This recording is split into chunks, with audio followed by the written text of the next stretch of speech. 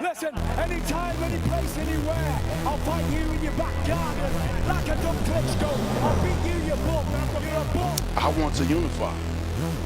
Is he up for the challenge? Like I said, I declare war. You know, this is not a battle, this is war because I was born in this. Why am I sitting here like a spare dick that way? While you are sitting in your mum's spare rooms, just tickling your bollocks. Come see me, baby. No more hiding, no more ducking, no more dodging, no more excuses. Let's make the fight happen. Let's see who's the best. I know I'm the best. Are you up for the test? I'm through. They put somebody else up and give me an interview. What are you talking about? You never give me a fair shake. HBO needs to fire you. You don't know shit about boxing. You ain't shit. You're not shit. I wish I was 50 years younger and I'd kick your ass. Negative. I'm good. I beat Polly. I left with his belt and his girl. Fucking was too fast. But it wasn't so much about it, was just that he was so fucking fast. Fast. Amazingly fast. Fucking amazingly fast. I was like, I thought Freddie was in there fucking hitting me too. So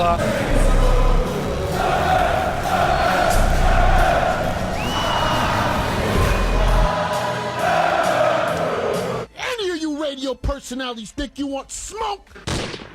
Call me Mr. Chimney. I want smoke. Yes. What is up? Mixed Combat Radio family. Another air horns. Yes. I'm finally able to rename the channel.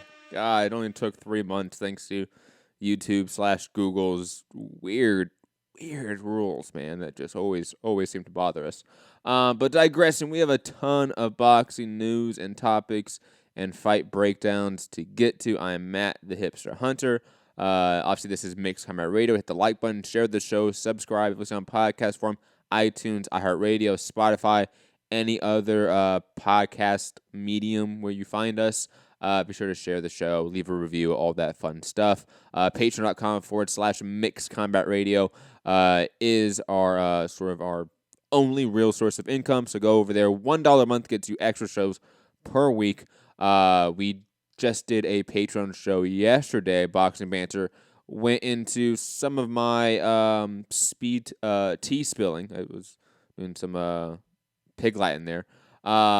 Tea spilling of some of the media events that I went to last week for Wrong's Guy Estrada. Plus, talked a little more in depth about Easter, Barthelemy, and how wrong I am about Easter, which I'll get to again in the show, I guess.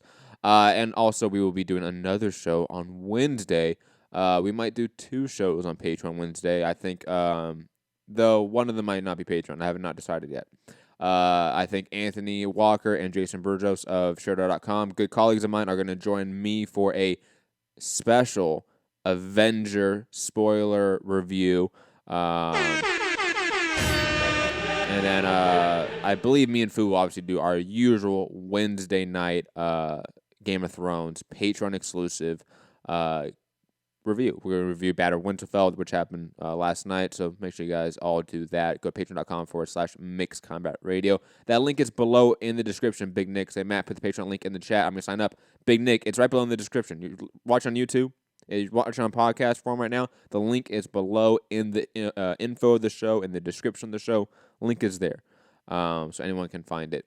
But, of course, I'm joined, as usual, by the illustrious, the one and only, the Han Solo of MCR, second cousin, twice removed, of Sir Eddie Hearn, grandnephew of Barry Hearn, which we'll get to as well, because he had some funny comments later. But, Rob, how are you doing over there in the Great Britain? I was going to try to think of another name, but I didn't have one off the top of my head. But how are you doing, Rob? This is great banter. It is. It really is. Yeah, I'm good. Yeah. Missed the boxing banter show. Didn't get my chance to laugh at you. For finally getting off that really slow-moving hype train that was Robert Easter. But you've rapidly jumped from that really slow-moving one onto the Regis Prograis fast one. But the Rougarou, man, yes. Can't wait. I'm going to get so hyperbolic.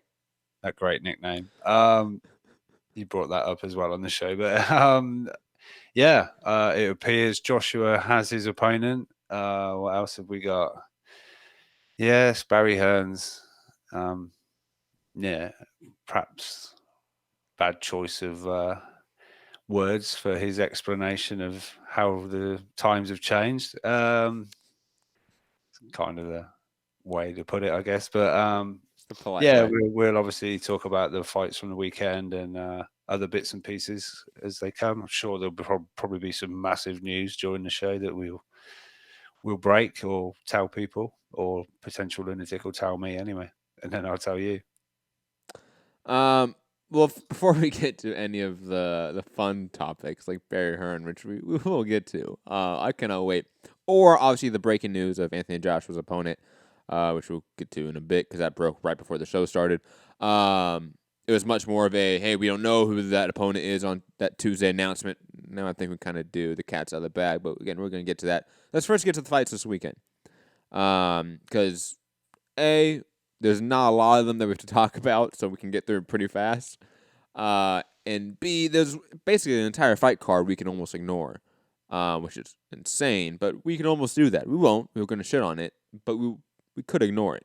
But let's first talk about who you talked about, somebody that I'm now easily on the hype train for. I'm the lead locomotive on that motherfucker. I'm the what's the train.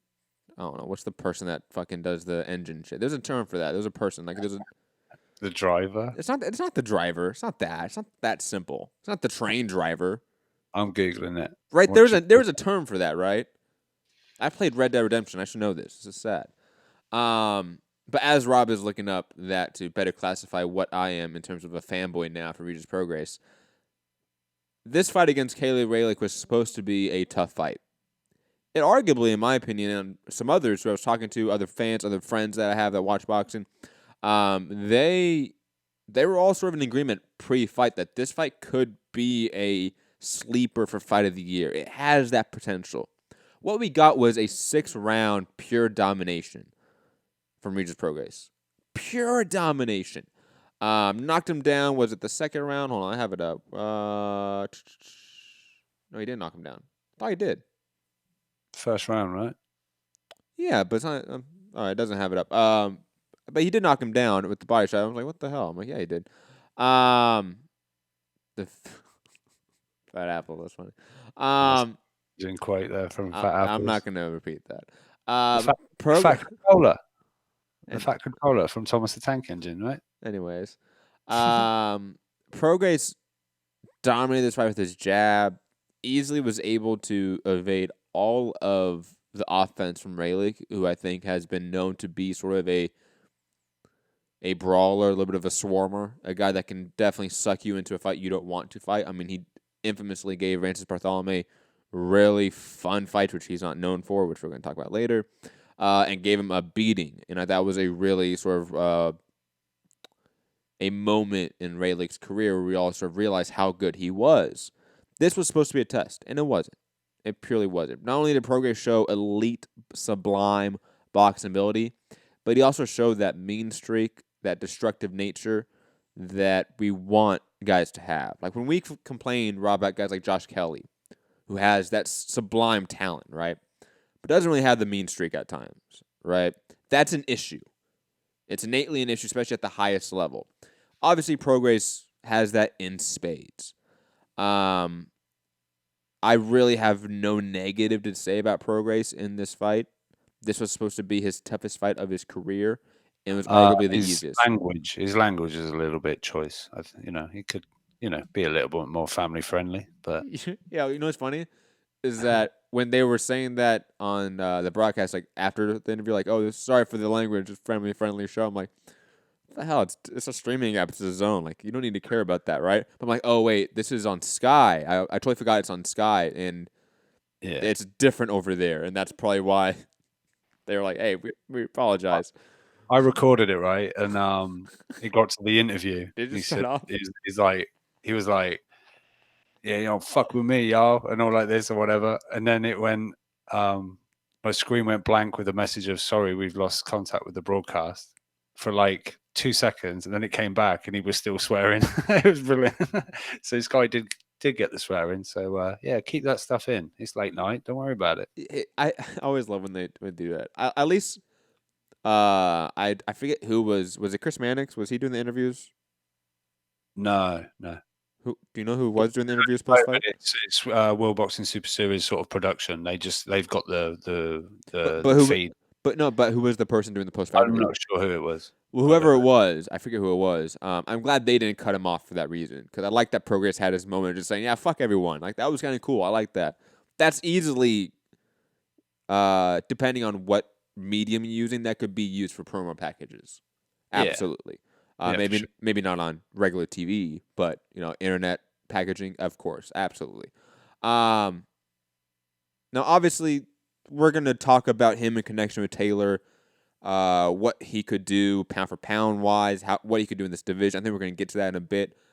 Oh, I know I'm getting premature, but hey, I'm a fanboy now. Get used to it, man. But Rob, I want to hear it first. Your thoughts about the performance itself, so the actual in-ring action of Prograis, Relikh. Your thoughts on the fight? Yeah.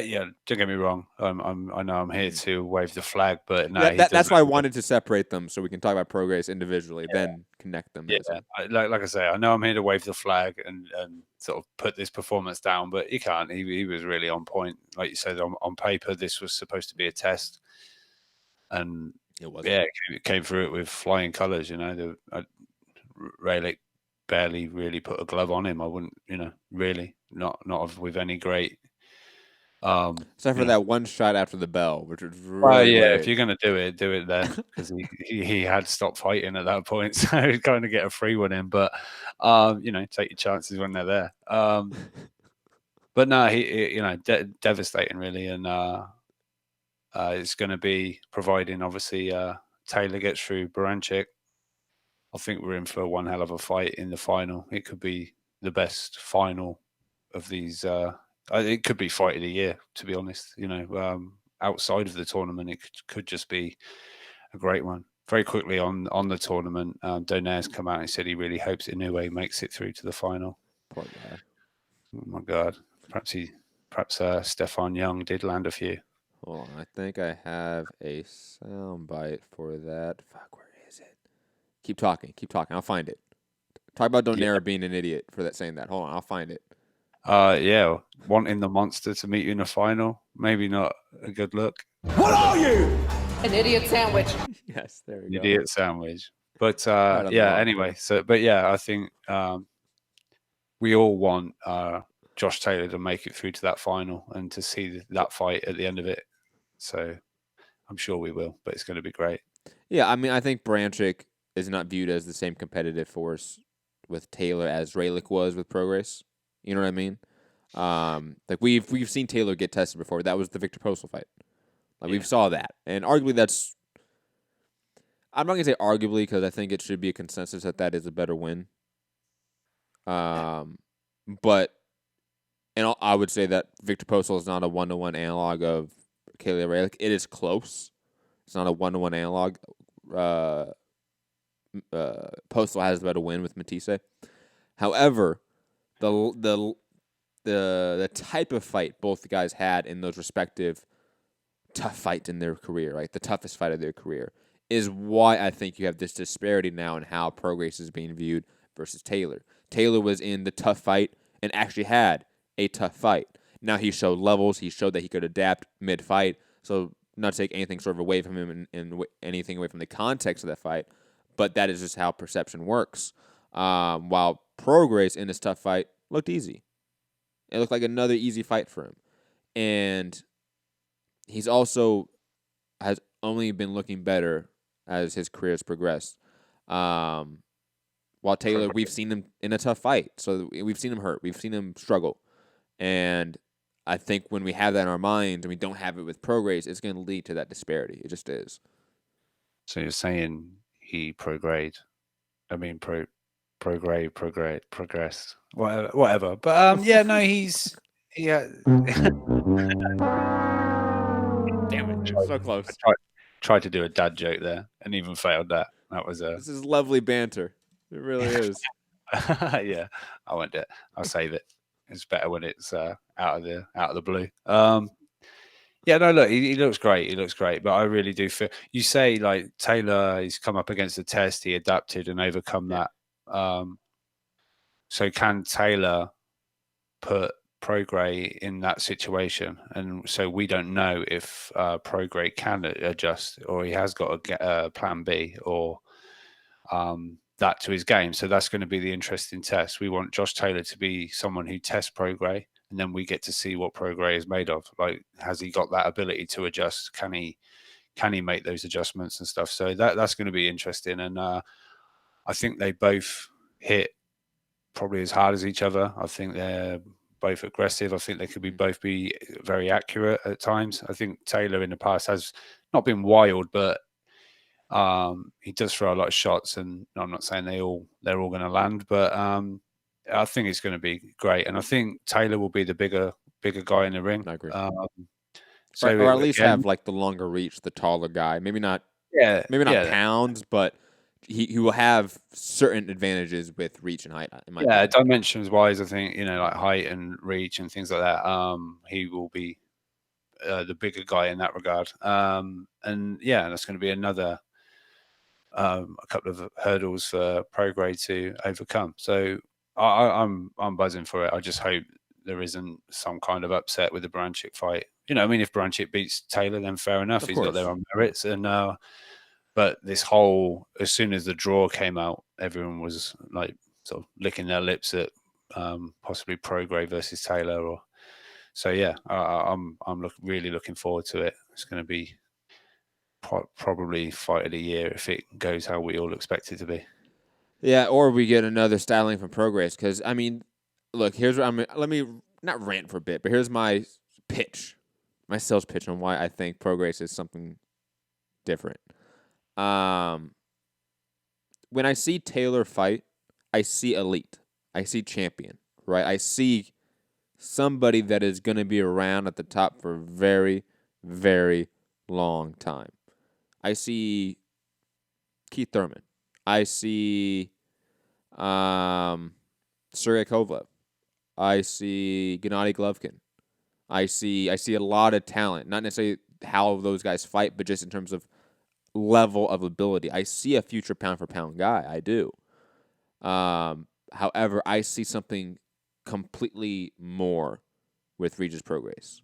I just do. When he fights, was that good English? Was that good English? It was good enough. See something completely more. Completely more. Like it's not only he's elite, he's championship level, like he's gonna be around for a long time. I don't just see that. I see something higher level than that. When I see him fight, I see a Loma. I see a Canelo. I see an Usyk. Wow. I do. And again, maybe we'll find out in some day that I am wrong, just like I was wrong about another fighter, in a bit, right? That does happen. However, what I see in Regis Prograis is something truly sublime, truly special. And I think in a few years we will be talking about him as pound for pound. And I would not be surprised in a few years he is in that mix with Spence Crawford at 147. Because I think he can move up to 147 right now and probably beat Danny Garcia, beat Amir Khan, Kell Brook, Mikey Garcia, Adrian Broner. Like, he beats all those guys. Sergey Lipinets. I think he beats all those guys at 147. Jeff Horn. Maybe Sean Porter's a really tough fight, obviously. I think Crawford Spence right now beats him. But at 140, yeah, Taylor's a tough fight.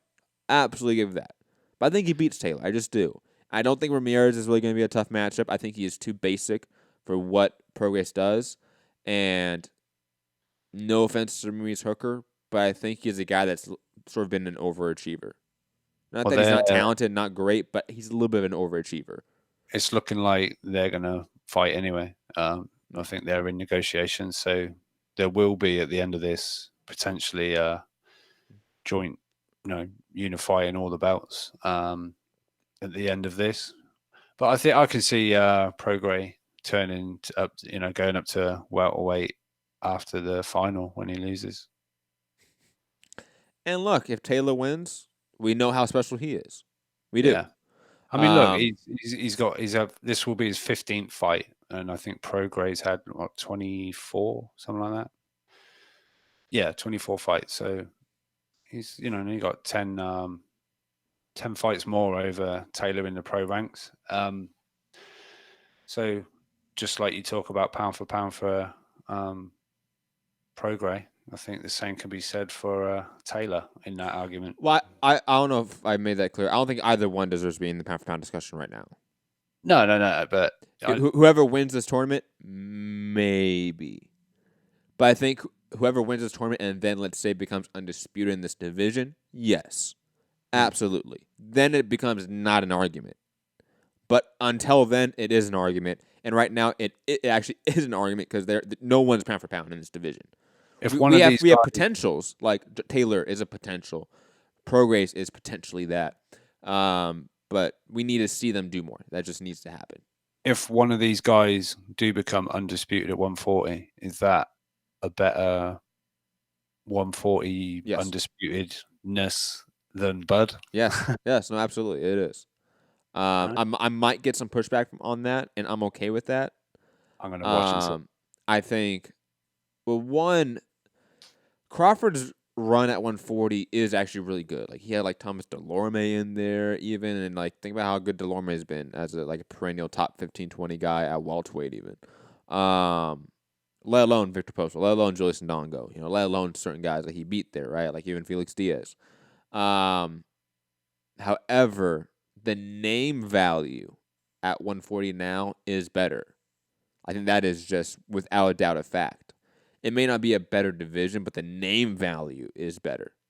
Taylor, Relikh, Ramirez, Hooker, Prograis, Branchick, those names ring a little bit better than the 140-pound division that Crawford steamrolled. Not that that division wasn't good, not that those guys weren't on this division's level, but their name value just didn't ring the same way. And I don't know if that means that this division is actually better. It just sounds better, to be honest. Like if in theory, let's say Prograis beats Taylor next, then beats the winner of Ramirez Hooker, right? And let's say, pick a winner from that fight. Let's say, just for argument's sake, who do you think wins Hooker Ramirez? Preliminary thoughts. Maybe lean Ramirez. Me too. Okay, so let's just say Ramirez wins that fight. Prograis beats Taylor, then Ramirez. So he has Relikh. No, then he has Terry Flanagan, Relikh, Taylor, and Jose Ramirez at 140. Compare that to a Victor Postal. Compare that to the other guys, Felix Diaz. Thomas Delorme, who else? I say Victor Postal. Yeah. So, I mean, it just sounds better. It just does, in my opinion. Ndongo. I said Ndongo, I believe. But, yeah, I think if whoever wins this tournament and then becomes undisputed had a better run at 140. Absolutely. Very quick. I was thinking about it today because a lot of people were saying, Sky are covering this and that, the World Boxing Super Series. Will Eddie be looking at, signing up some of these fighters coming out of the tournament? But I was thinking about it today, like Prograis. And again, I think people were suggesting he'd go for the Ramirez fight. Say Hooker and him don't fight. But I can see Prograis ending up sort of top rank ESPN because I think Bob would look for it as if he's going to move up to 147. That's another Bud Crawford opponent, maybe down the line. I just think he'll end up going that kind of route. I think there's no one at 147 really. I agree. I don't necessarily agree in whole. I think his departure from 140 will go towards ESPN, but I don't think he ever signs to Bob Arum. I don't get that sense from Prograis. I think he'll be one of those guys that wants to be sort of a free agent, have a really good managerial company that has his back. The Peter Berg management company is pretty decent. Obviously, Peter Berg does all of Mark Wahlberg's films, so they have that connection. That's why Mark Wahlberg's at all of Regis Prograis' fights, his gym all the time doing photo shoots. One of the Charlos was in the ring, right, at the end of the fight. I believe so. Yeah, whether that's they're all Houston guys now because obviously Prograis left New Orleans due to Katrina, went to Houston. So I'm not surprised that they're friendly, they're tight, But I could see Prograis being a free agent, maybe signing to a small promoter, if that, and just going that route. because that might be beneficial because then he can hop from ESPN and go to PBC with all those names. But I don't think. Leonard saying it's Peter Berg with Ammo Williams. I didn't see Sam there. Sam could. God, I always get your name wrong, Sam. I apologize. Katowski, the guy that you added on Twitter, Rob. That's Peter. That's Peter Berg's guy. That's the guy that runs the day-to-day operations of their boxing side of the company. Let me look it up. But I didn't see Sam at the fight, so I don't think Ammo's with him. But I could be wrong. Maybe another rep from Peter Berg company would not be shocking.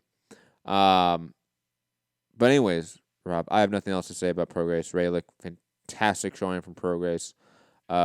Definitely showed that he has pound for pound potential. Let's see if he can actually, achieve that. Yeah, well, good luck to you. But don't come crying to me when the Texas. Oh my God, that's because of Fu in the chat. I was looking. Tartan tornado. My bad. Josh Taylor upsets your less and less apple cart. Hey, if Taylor wins, good to Taylor, man. That we UK needs someone. UK needs someone. Yeah, Taylor wins. He wins. I don't get. I'll just have to do another Patreon show and say Matt got it wrong again. Oh, you were so mad you weren't on that show. Admit it. That was the show for you to be on. This is great banter. It really is. Let's talk about Nonito Donaire icing poor Stefan Young in 6 rounds with a vicious right lead hook. Look, I can't really judge anything off this fight. It was a left, by the way. No, it was a right hook. He was out of the southpaw stance. Nope. Yes. I'm going to find the knockout. Go. Pretty sure it was a left hand. Please do it. Please do it. Anyway, carry on. I will. Because you know me. I will wait here. I will treat you like Gary. Stop. But anyways, Donaire, again, I don't know how much to take away from this fight because it is a light nose opponent switch. It is Stefan Young, who, no discredit to him, is a relative no one. Were you right? No, I was left. I'm going to send it you. No, so it's a left hook. It wasn't the lead. Wait, hold on. Because you said, I asked, are you right? And you said no, so I got confused there. I know, I said I'm left. I picked left. I was, again, another attempt at a joke. It's all right, it's fine. Okay, never mind. It was a left hook, right? You said it was a right hook. I don't believe you. I've sent it you. Watch that little clip back. I'm watching it right now. Stefan eating a left hook. Oh, fuck, I was wrong. Damn it. Leonard. Damn it, guys. God.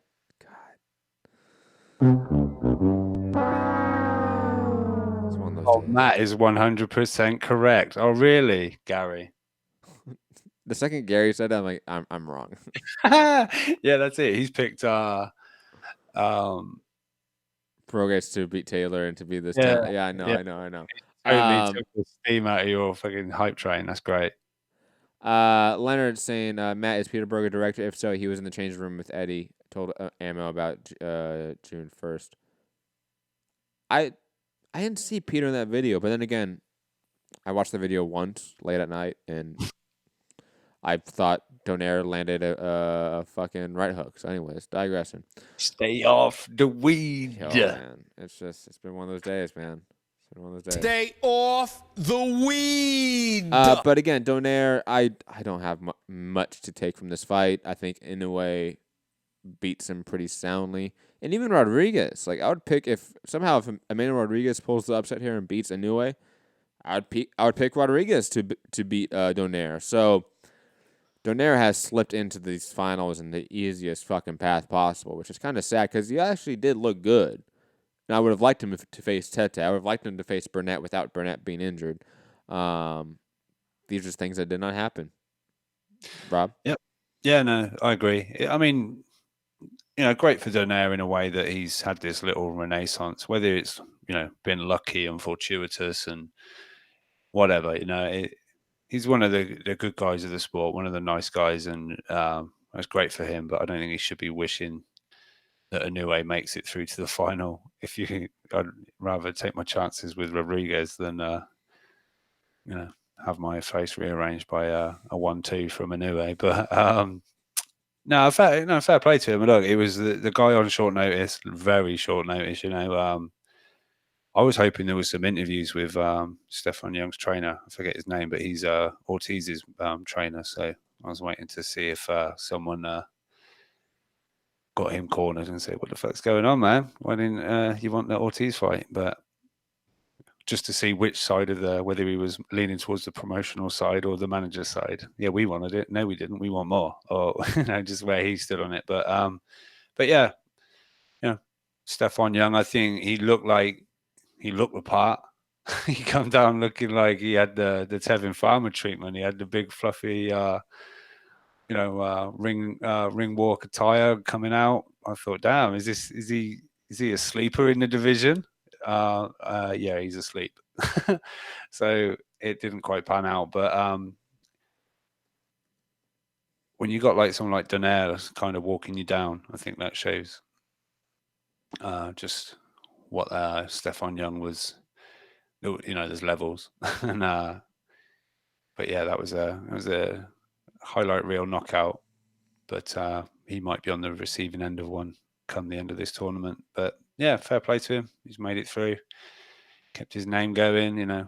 Remember, this is off the back of a Frampton loss, and then he goes straight into the people like, oh my god, he's coming down to bantamweight or whatever, and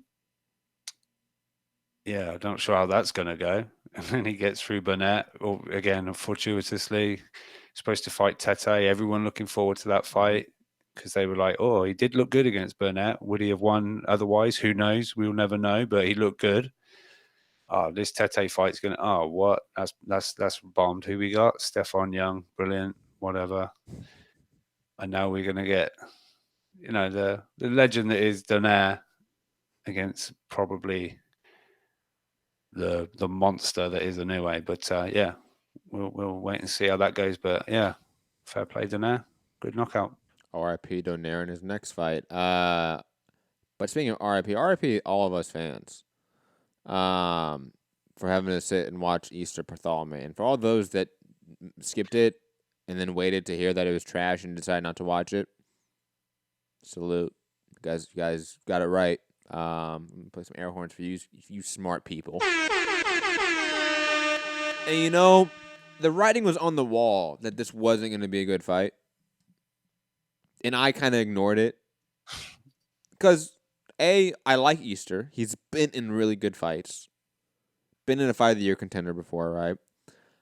Even Barthelemy, with the right opponent, has been in good fights. I mentioned the Relikh fights. Those are really fun fights if you go back and watch them.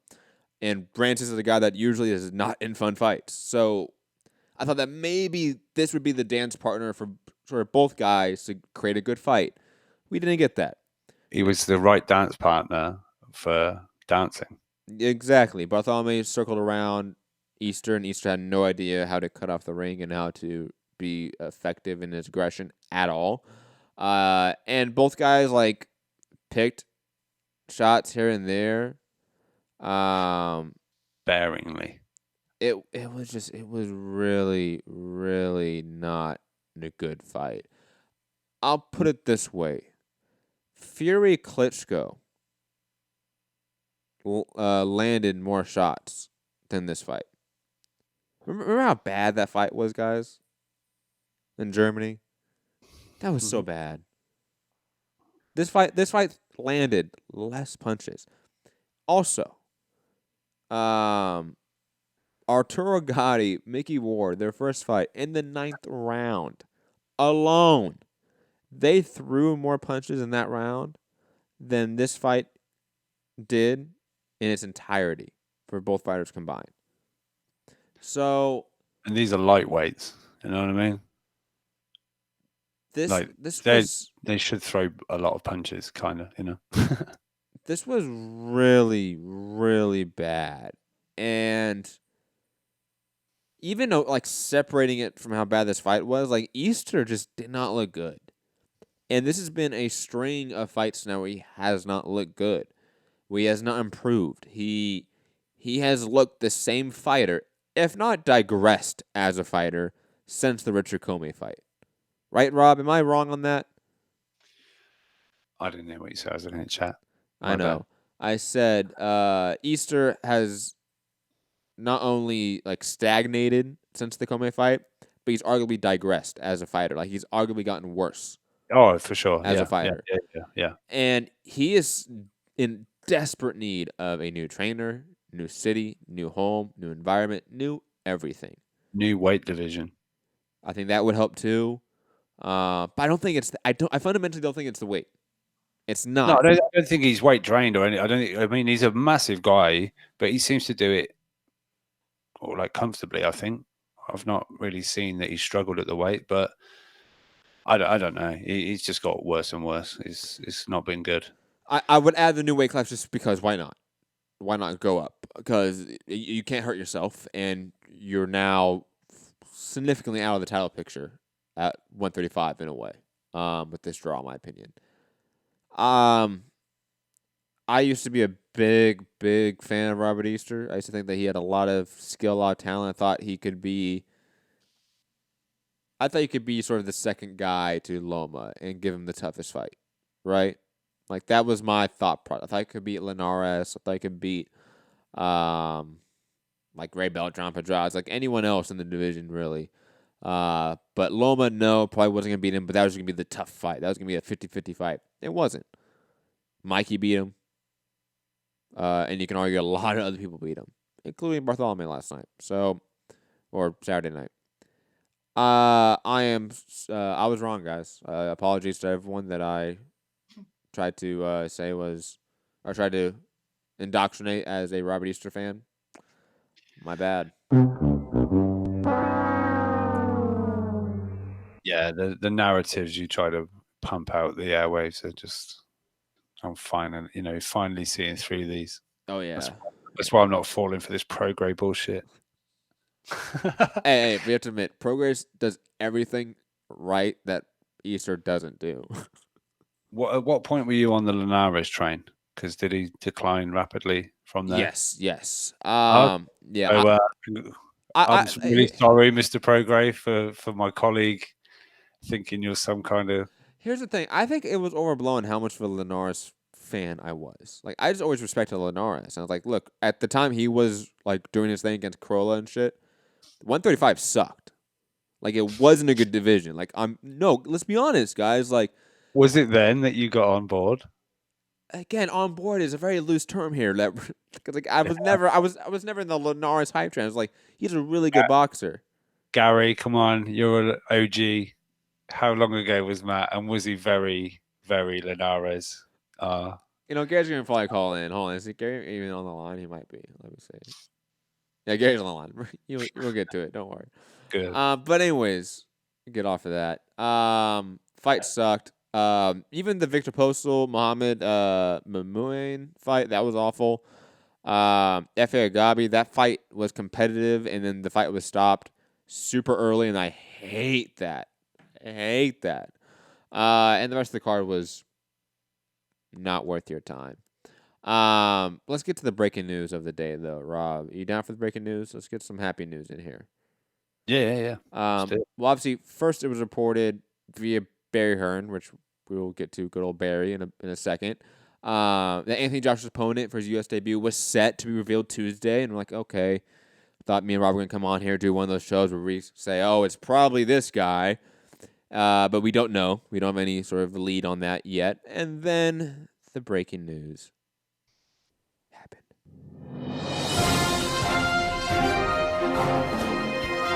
Mike Coppinger saying, breaking! Andy Ruiz has agreed to terms to fight heavyweight champion Anthony Joshua on June 1st in New York on DAZN, according to industry sources. Michael Hunter, blah, blah, blah, and then he has 2 more tweets under that, blah, blah, blah. Doesn't matter.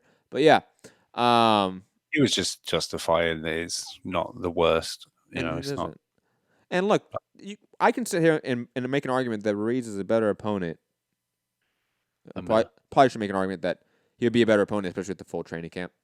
Add that caveat because I don't know how much of a shortened training camp might affect him. I just don't. But Ruiz is a better, tougher opponent than Joe Miller. He's more battle tested, more proven, fought better competition. Like that's a legit argument that I don't think it is a hard one to make. You can even make the argument that Ruiz is probably a better boxer than Joe Miller. You could honestly, I think he throws a better jab. I think he has better combination work, to be quite honest. Miller's thing was his size and volume, but his accuracy was shit. His jab was shit. His overall boxing fundamentals were shit. Ruiz has good fundamentals, has really good combination work, really good jab, knows how to get on the inside, really knows how to use his short man, fat man status to his advantage in the heavyweight division. There's a legit argument this is a better opponent than the original. However, it's not going to draw the interest that Big Baby was just because of that press conference. However, nothing was. Nothing was. That press conference built hype. So nothing was going to match that. Even Ortiz. But Ortiz didn't want to take the offer, or at the very least, his team completely clusterfucked that situation up and messed up a big potential alleged paycheck for their fighter that was a lot more than $5 million. So again, nothing was gonna, I think, appease us, even Ortiz, to be quite honest. At least appease the casuals and what DAZN wanted. But Ruiz is a really good technical competitive matchup for AJ and arguably a better one than Big Baby. So I'm completely fine with it. I think this is what it is. I don't think we're gonna get a secret Michael Hunter announcement out of the blue or anyone else. That's not gonna happen. It is probably Andy Ruiz. Eddie Hearn's only been talking about him since his name has been mentioned. So let's be honest, guys. Rob, your thoughts on AJ Ruiz? It's seemingly done. It's seemingly going to be announced in the next 24 hours, 48 hours. So your thoughts on this? Yeah, no, I agree. I think at first I was kind of like, Andy Ruiz. And then I thought about it. He only lost by a sort of controversial decision to Parker. Obviously, I think Parker's a better name than anybody on Miller's resume. And then if you actually take the time and watch some of the guy, he doesn't come. He's not going to look like some ripped up, shredded, athlete. But I'm not going to say we should worry that he seems to throw a lot of hands. It's very, like his Joshua's supposed opponent for that date. I'm not going to go down that route, but he throws a whole bunch of punches, fast hands. And I think the fact that he's got that Mexican, background, that maybe there'll be 3,000 Mexicans buy up the last of the tickets. So I think in that regard, it's maybe the wisest choice of the lot. If, like you say, Ortiz didn't want it, or like you say, a whole fuck up by the whole team, they got greedy or whatever. I'm not that worried about it. Look, I always look forward to an AJ fight. Yes, I want it to be Wilder. Yes, I want it to be the Ortizes, that kind of thing. But neither guy wanted it, so someone else can get it. And why not? Good luck to him. I agree. I absolutely agree. Let's get to this. Hold on. Because we're talking about AJ and the Big Baby Miller fiasco, let's talk about what Big Baby Miller's big punishment is here, Rob. I mean, from who is it again? The WBA. Is this I think this is a WBA regular suspension, not a WBA super suspension. I think this is an interim suspension. Per ESPN. WBA International Gold suspension. Yeah, it's messed up. The funny part is if this was like the WBC, we'd just be saying like, oh, this is the diamond suspension, right? Right, there's the silver suspension. But anyways, heavyweight contender Big Baby Miller suspended by the WBA for 6 months. Again, shout out to loopholes and shout out to sanctioning bodies not doing their basic fucking job.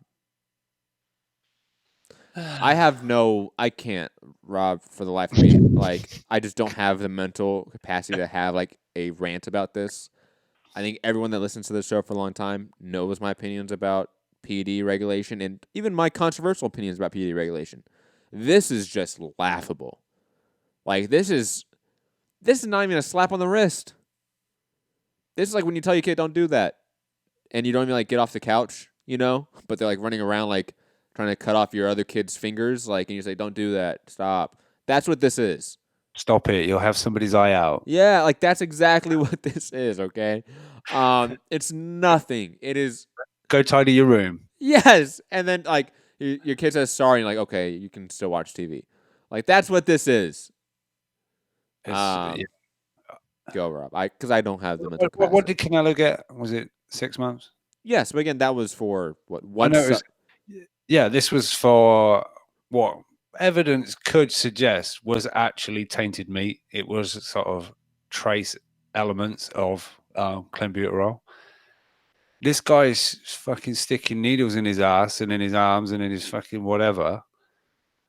With one thing, and then he done it again with another thing. Two of the biggest fucking things you can stick in your body to gains. Then this other thing that, you know, was obviously going to give him cancer and shit, but and he's got 6 months, and it's unbelievable. And again, this is 6 months from a sanctioning body. That means jack shit. He can still go fight, guys. Yeah, go do it for a different sanction. He's in the IBF. I think he's the only one he's not in, weirdly, is the WBC with the fighter testing. He can be in the IBO. He can be in the WBU. He can be in all those bullshit sanctioning bodies, right? And go fight on a reservation, which has no commission, no regulation on it. Or fight in Mexico, fight in these other countries that, again, don't have regulatory bodies around them. It's just nothing. It's absolutely nothing. Again, I don't have the mental capacity for it, guys. Sorry. Wrong. It's just wrong. You know, the absolute right. This is a big case, like you say, 3 failed tests or 4, whatever, 4 substances or 3, but one of them twice. This is one of the biggest. One of them was a twofer. Yeah, yeah. But this is like one of the biggest. Certainly that I can think of a boxer failing ahead of such a big fight, I guess. This was the perfect opportunity to throw out something that's going to make all these guys thinking about doing it, all these guys that are doing it, just sit up and go, whoa, if I do this shit, I could be out of the game for 3 years, 5 years. What? No, 6 months. Oh, that's all right. I was 6 months between fights anyway. What the fuck? Unbelievable. Except it's not. It's not unbelievable, really, when you think about it. So, well done, boxing. You've done it again. Hang on. Charles Martin, what do you think of it all? Fuck that shit. Fuck boxing. Fuck boxing. Right on, brother. That's always one of the best sound bites we have because it's so true to how we as boxing fans and media feel. 24 fucking 7. God. Don't you love it? Don't you love it that we love this sport so much that it just kicks us repeatedly in the balls all the time? And we're like, oh, fucking boxing, you know? And then we're like, but coming up this weekend. But yeah, thank you, boxing. What made you make that decision? Well, he indicated to me that he was hitting the testicles. But we will carry on. Anyway, speaking of carrying on, this comment, man, from Eddie Hearn. How quickly, you know, the funny part is like, if you see like the longer clip, I think he could tell that this was not a right thing to say, and he like quickly like changed subject, but he could not switch it up fast enough, guys. So let's talk about Eddie Hearn's recent controversial comments about just the promotion of boxing, which in his mind is like a certain other industry. So good, Rob. Can't wait. And bear this in mind that Matchroom Sport have a fight-by-fight arrangement with Dylan White. Isn't that weird? Why do we have... He's not tied up like the slave contract of yesteryear. When I was running boxing, it was much easier. We were slave traders. Say We had these guys and they were working for us and we was the boss. The pendulum has swung. Now I have to say, Mr. Dillian White. I have to be respectful. Oh, God. This is... Look, I have... I don't even know where to go. I don't. This is like when your old grandma comes around for Thanksgiving, right? And you have like the cousin that brings over like the girlfriend that's like, I don't know, she's Indian or she's black or she's Mexican, something, right? And your grandma does not like her, right? And she makes those comments. This was like that, where it just became like really awkward. Dylan White's awkward. Everyone in the room is awkward. And you have your old grandpa up there just talking about racist shit. And it's hilarious. And look, even if you want to take away the race stuff, it's just it's a promoter hitting it on the nail of exactly how awful promoting is. How, when we talk about promoters aren't the best people, naturally, because they... they're the business of boxing is very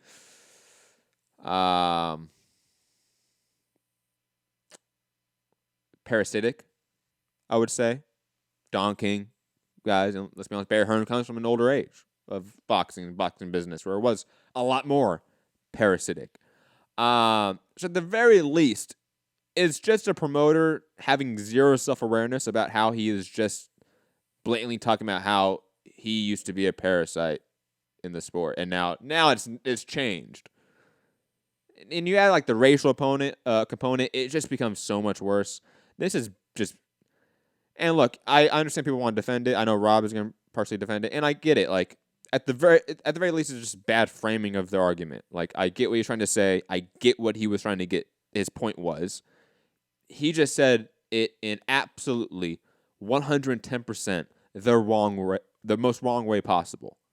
Like, if you could sit someone down and try to explain to someone this concept he was trying to get across, and then explain to them, okay, this is how you're going to say it in the worst way to make everyone pissed off, that's what Barry Hearn just did on accident. And it is complete comedy at the very least. I know people are going to have more, not extreme opinions about it, more aggressive opinions about it, and that's fine. I think there's a right to that. At the very least, Barry Hearn should know that what he said was wrong. Like, he shouldn't be saying that. That wasn't a polite thing. And then the whole, like, oh, now I have to call him Mr. Dylan White. Like, yeah, to show a black athlete respect. Shocking.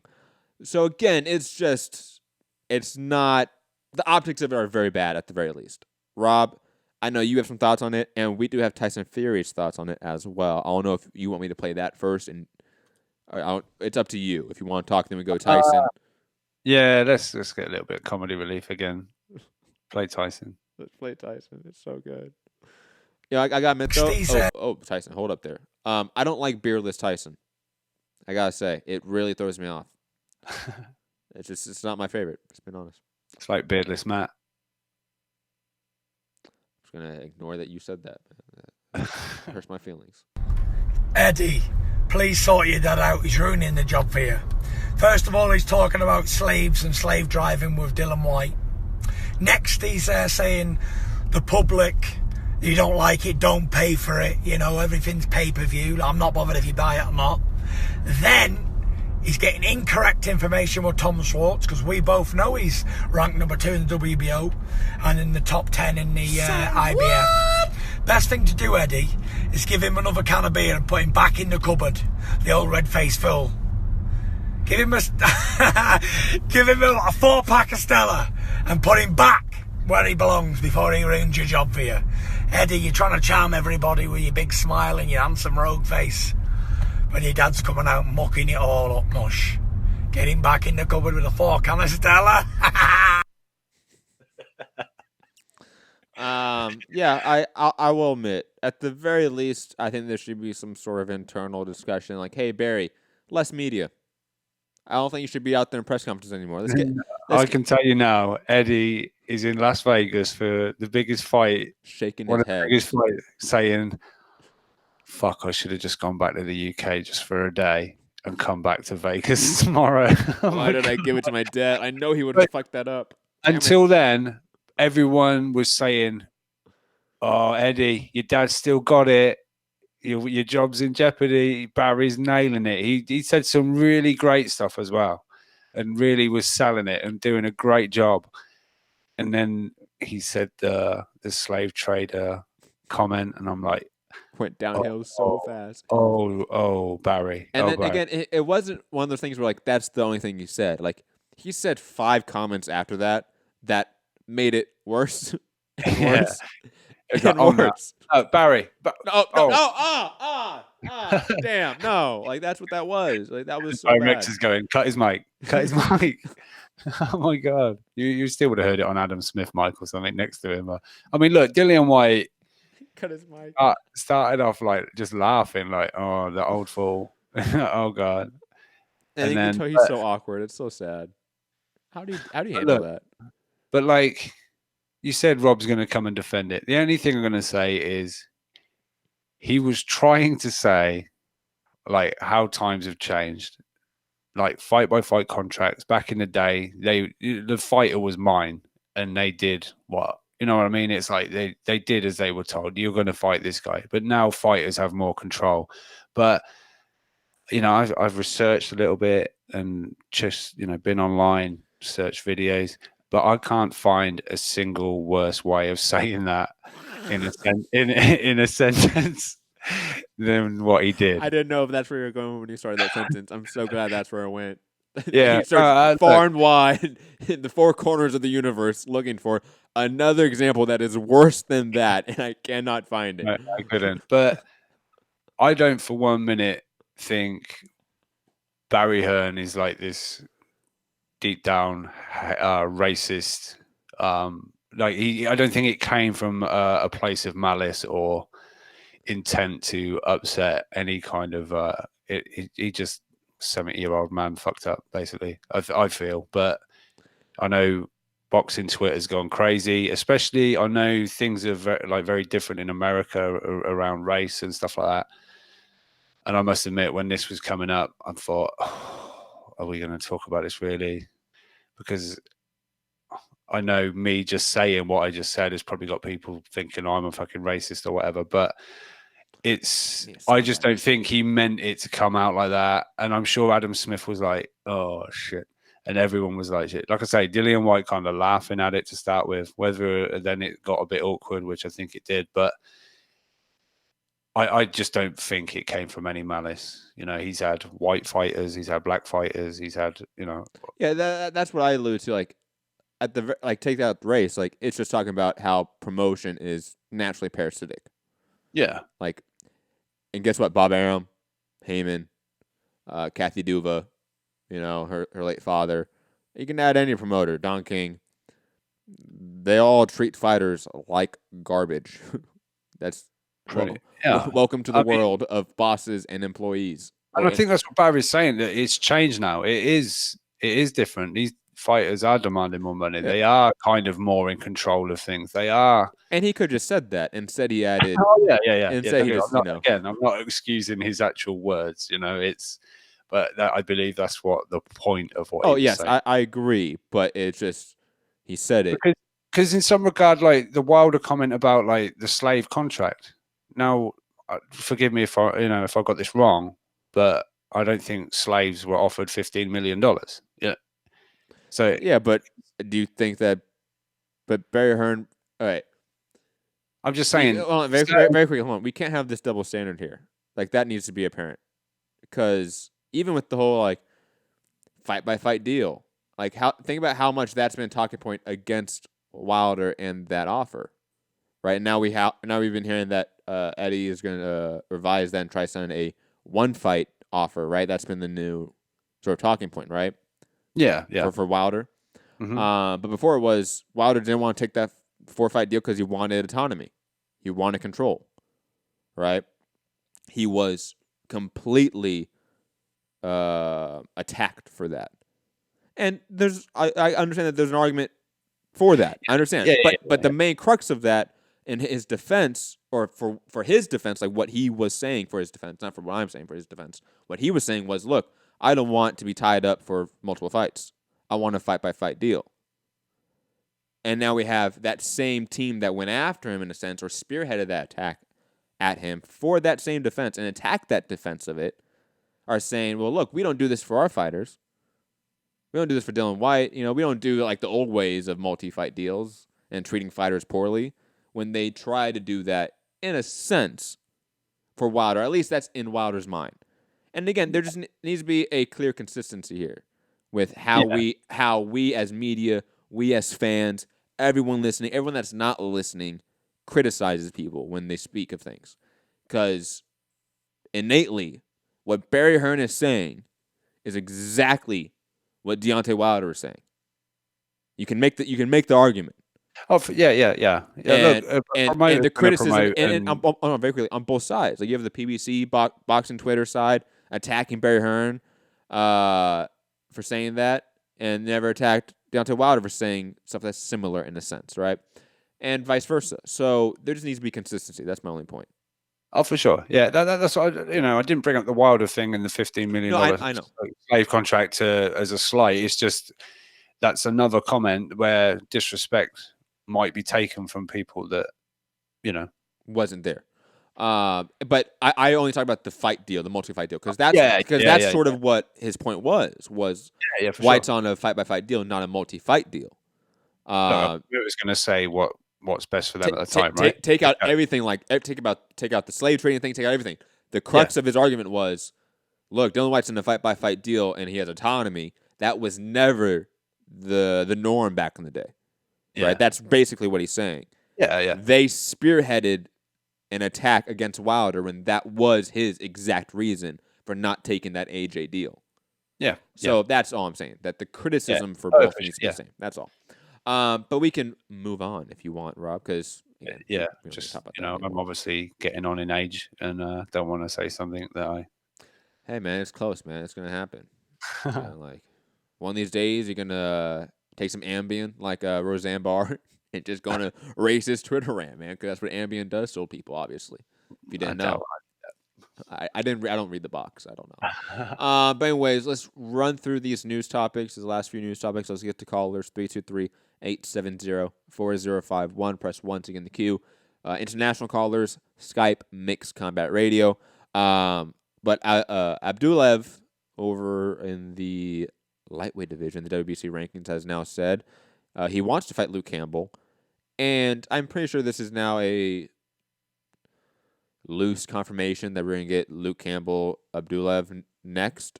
Haney versus somebody else. Tiafimo versus somebody else. And that's sort of what's going to happen for the vacant WBC strap.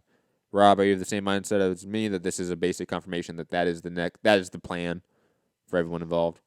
Yeah, I just wonder when I didn't actually read. I just quickly saw it in because I know the show was coming. But when they're thinking of doing this, because as far as Eddie was concerned, he was going to be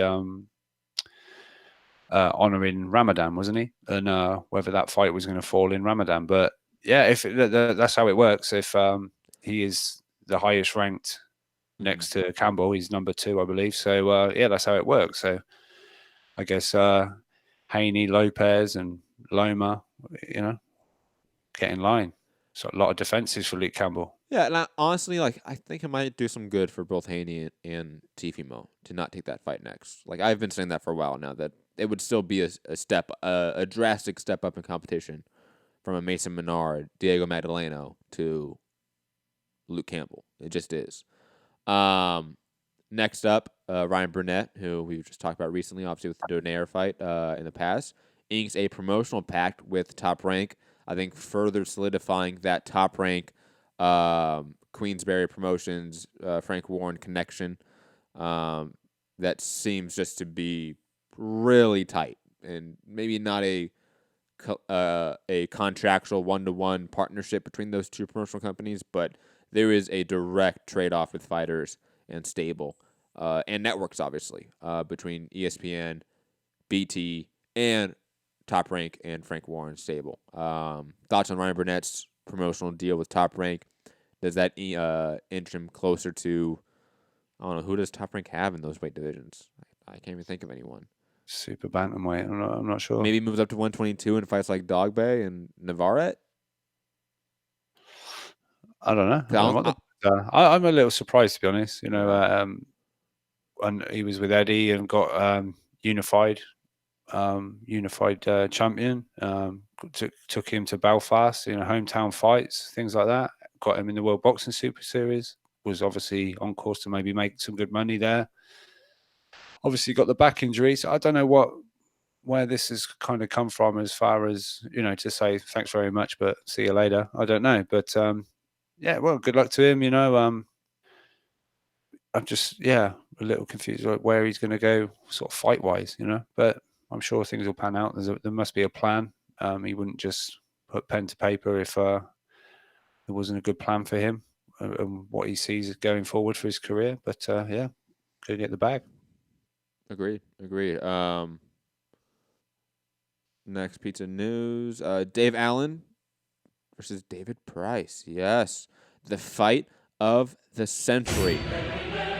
Setting down for July 20th. On the Dylan White Oscar Rivas undercard. Probably the co-main event, I'm assuming.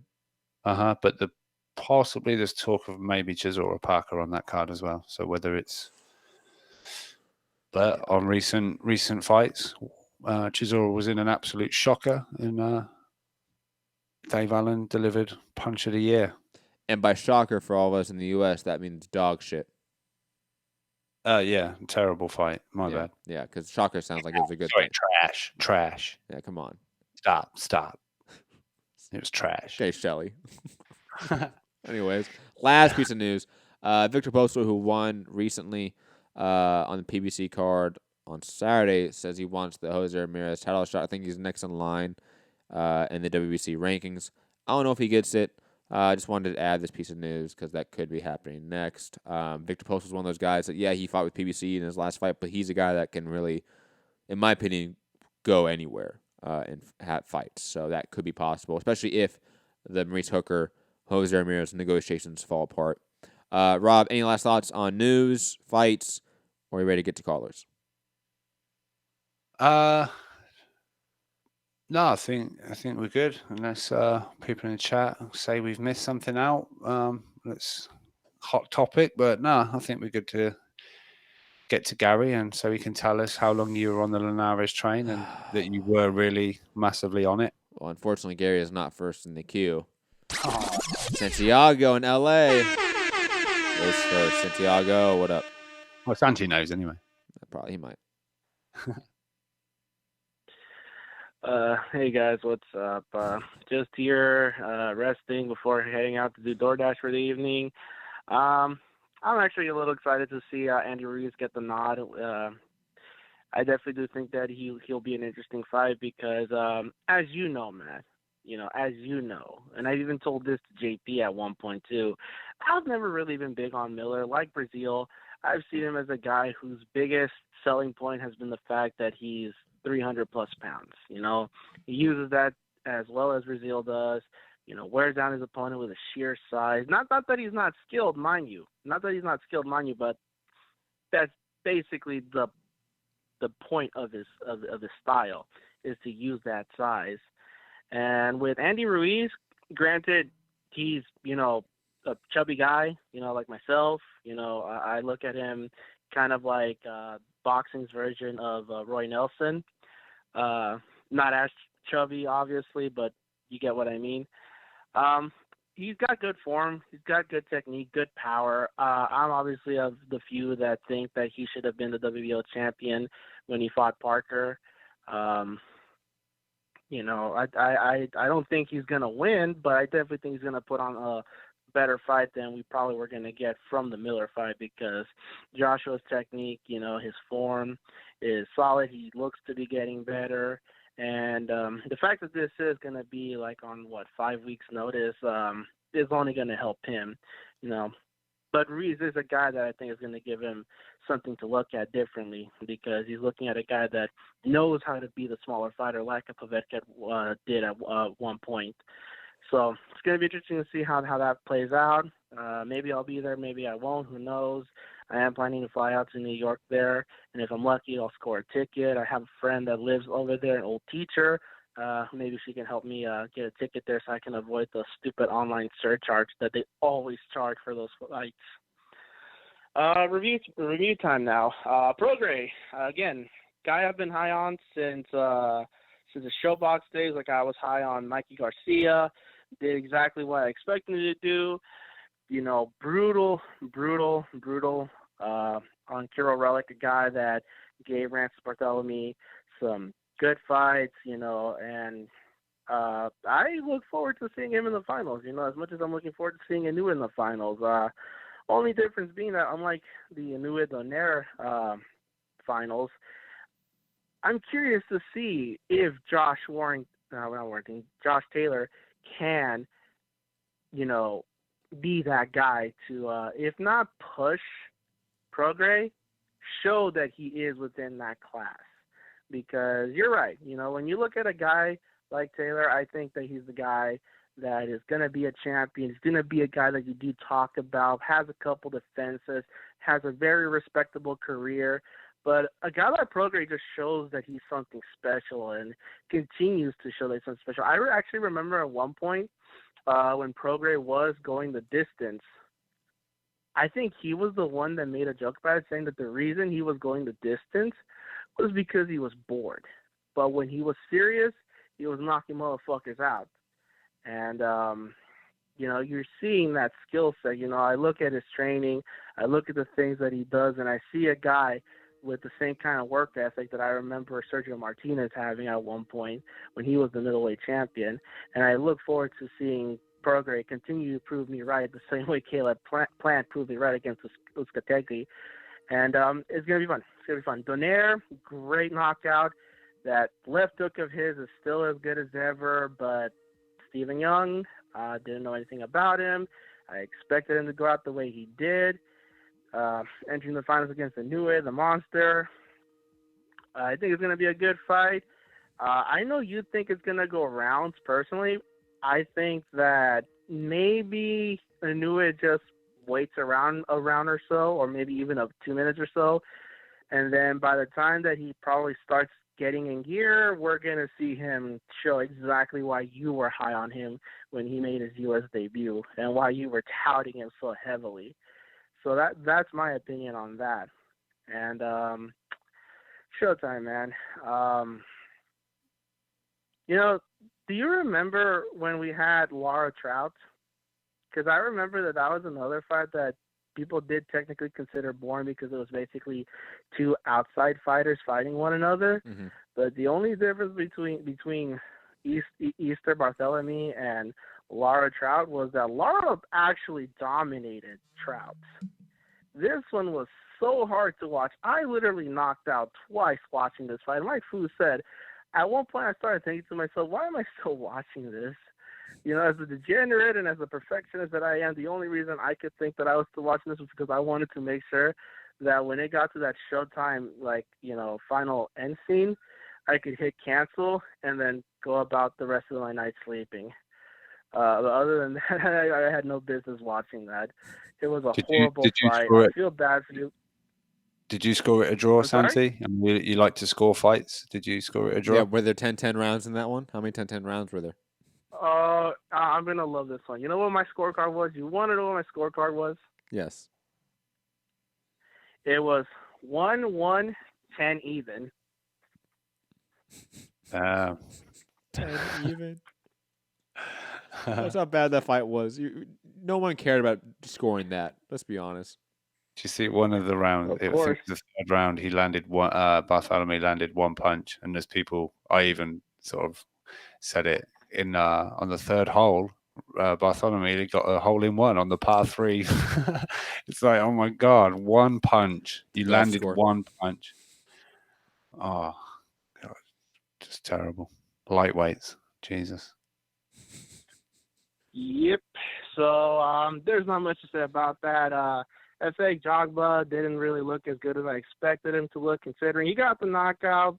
I actually thought it was very fascinating that, when they first started the programming, that they ended up actually stating that they were going to have instant replay in effect. What are your guys' thoughts on the fact that they chose to do that? I think instant replay is great if it's used efficiently. I think anytime we have a new rule set or new technology in a sport that's being utilized, there's going to be a learning curve for the commission. What is this? Instant replay. What do you mean instant replay for what? So let's say headbutt. The ref thinks there's a headbutt. Ref thinks there's a low shot. Somebody goes down, and the guy can't continue anymore. They want to review if whether that was an actual headbutt, whether it was an actual low blow, and they can change the result accordingly. As in, what they'll tell from a replay that it was intentional. Yeah, or not necessarily intentional, but that it is a low blow. Low blow is probably the best example, right? So if a ref thinks it's a low blow, and then they go to instant replay and it's no, it's actually on the belt line, then that's no longer a disqualification. That's a TKO. That would be the rule shift.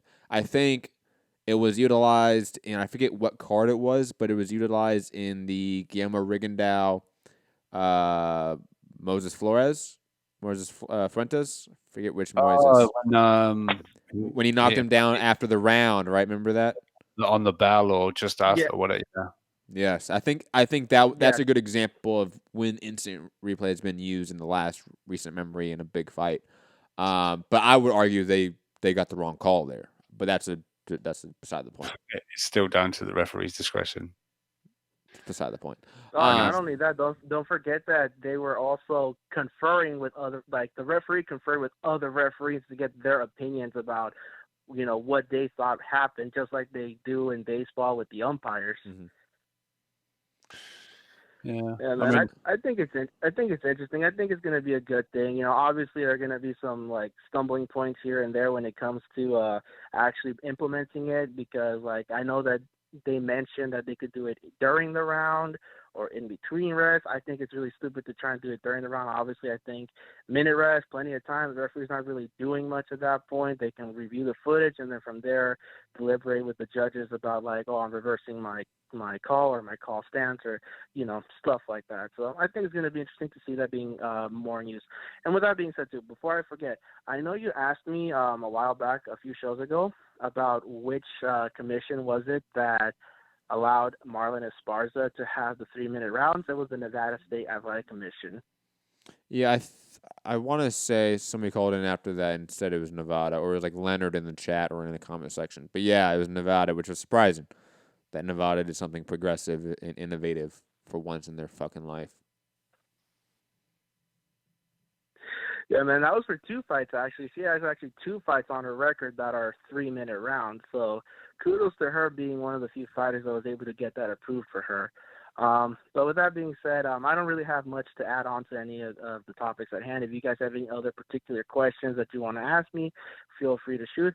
Otherwise, that's my call. Thank you, Santi. Let's go out to Gary in Dallas. Gary. Matt, I gotta back up Rob on this one. You were pretty. No, I was pretty high. No, I know. I've been waiting for you to call in and be like, Matt, you used to say that Linares was arguably Hall of Fame material. So no, I was definitely a fanboy of Linares. I just don't want to admit it, guys. Let's just be honest. Twice in one show. Because he beat Kevin Mitchell, right? Because he beat. No, it wasn't after that. It was after that I said it. I'm pretty sure it's after the first Krola fight. I could be wrong about that as well, because hold on, let's get the soundbite. Stay off the weed. But it was one of those fights. He fought a Brit. Yeah, that's for sure. It had to be Crawler, because that's really the only name he has on his resume. Besides that, what's the little Filipino guy's name that I think is really good? Sucks. Mercedo Gesta. Hesta. Yeah, see that? Yeah. Wow, that's his other name. Luke Campbell. Yeah, that is extenuating circumstances. Yeah, you're right. That's in retrospect probably his best win. It is. In retrospect, it is his best win. You're right. I forgot he beat Luke Campbell. That was a good scrap too. It was a good fight. Arguably lost. Oh, real quick, Still before I forget, Ryan Burnett to Top Rank. They have Josh Greer, so I'm sure that's a fight they're going to want to make. Ooh, that'd be a fun fight. Not next, but probably within the next 12 months. That'd be a great fight. Yeah. I like that. But like Leonard said, if he's thinking of moving up to 122, that's Danny Roman, that's TJ Dehaney. It's maybe. Yeah, but Top Rank has a belt there, so I can see why. And let's be honest, he was already with Frank Warren, so like the Doheny and Roman fights were already going to be tough. The Top Rank edition doesn't make that necessarily tougher, in my opinion. He wasn't already with Warren. He was already with Eddie. That's what I'm saying. If he stayed with Eddie, that's Matchroom. Yeah, he was with Matchroom. I thought he was with. I was wrong. 3 times. Yeah, but that's okay. I can be wrong about that. I always mix up like trainers and promoters and the fucking UK guys. You guys know that. But anyways, I like the Joshua Greer fight. But if Burnett does move up, there is still a Dog Bay Navarrete belt there. They can get. That's right. There's that belt. That's at 120. At 118, who has the WBO? That's a Neway's belt. He has the WBO. I think so. I can look it up really fast. Yeah, they're not going to take that one off of him. He's not getting that one.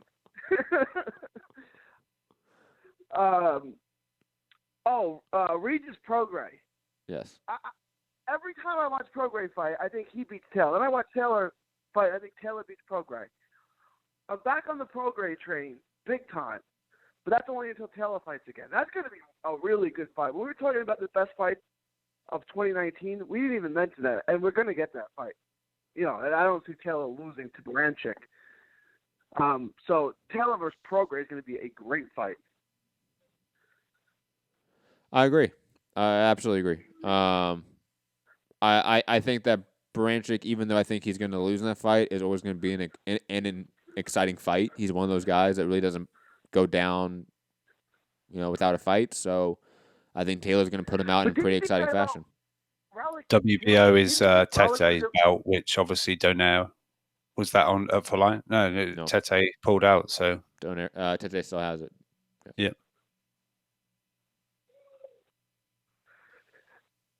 Didn't you think Relikh was going to put up was going to test and push Prograis? Absolutely. He was going to make Prograis. Yeah, and I mean that performance by Prograis was great.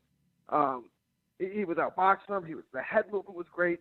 Relikh couldn't hit him, and Relikh is the guy that in the second fight badly outboxed Barthelemy. Badly. So I mean, Relikh is a world class fighter, and Prograis did that to him. Robin, you're sticking with Josh Taylor in that fight? You're sticking? Of course he is. Yes. You would. Okay. Were you at least highly impressed? I was, yeah. No, I gave him his props. Prograis. When you were complaining that either I or Matt were late, did you not even listen when we did get here? I just assume that you're a half hour late, so I don't start tuning in until 4:30 my time. Oh, all right. Tardiness is terrible. Did you start talking? Yeah, we were started like maybe 2 minutes late. We were like 2 minutes late. Okay. I mean, that's acceptable. It's the 20 minutes late that gets us, Rob. We gotta. All right, just that once, yeah. On my bad.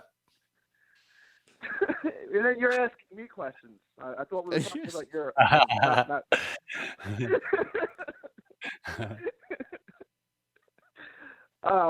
You can't handle the truth. Was that at me or was that at Rob? Who was that? That's at Rob. That he's always late, and that he now has the reputation on the show as being the guy that's late. Not Phil. This is great banter. Not me. It really is. It's Rob. It's okay. The amount of times I've sat here and he's like, I just got to go to the bathroom real quick and get some water and stuff like that. Shut up. Oh, sorry. I'm seeing stuff that you don't want leaking out. No, but that's not true. That's just not true. What's he say? That does not make us late. What, if I'm sat here, you're about to get water and go take a piss, and you're the one that starts the show because you got all the controls. Every time we've been egregiously late, it's been your fault. Every time. Oh, egregiously. Yeah, all right. Yeah, because those are the times that create the reputation. Anyways, listeners don't care about this. Gary, boxing, whatever. What do you want to talk about? Andy Ruiz. Yes. I don't love the fight either because we know who's going to win. But all things considered, getting Andy Ruiz last minute as a last, I don't want to say last minute, but as a late replacement, that's pretty good. Yeah, it is. Like, usually Didn't we know absolutely that Joshua was going to beat Miller? I would pick Joshua, but I said that, I would give Miller a shot to do something late because of the steroid use. Like, I think Miller's a wild card. No. But you didn't know that before, Gary. You didn't know that before. Oh my God! Well, I mean, Sat on this breaking news all this time, Gary, and you didn't tell us. You knew this. You knew this whole time, Gary. I mean, okay. Let me ask you this, Matt. If Anthony Joshua popped 30 for a steroid test, would that surprise you? Gary, you're talking to somebody that's been following combat sports for a very long time. No, of course not. Everyone's on steroids. No, of course not. Were you surprised? I mean, maybe you're surprised he failed 3 times, but are you surprised that a 315 pounder who threw 85 punches around was on steroids? That's not what we're talking about here. Your first reason as to why you were trying to defend why you thought Big Baby could actually beat AJ was the steroids. Because he's on steroids. Yeah, but you didn't know that before the fight, so that can't be your first reason. Gun to my head, do you think that guy's on steroids? Yeah, I think. Oh my God.